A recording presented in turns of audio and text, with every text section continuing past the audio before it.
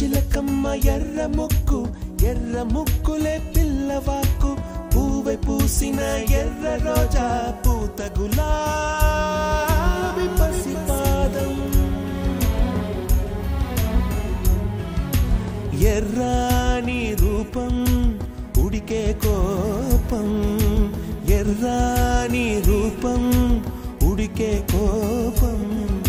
సంధ్యావర్ణ మంత్రాలు వింటే ఎర్రని పంట పాదమంటే కాంచనాల జిలుగు పచ్చ కొండ బంతి గోర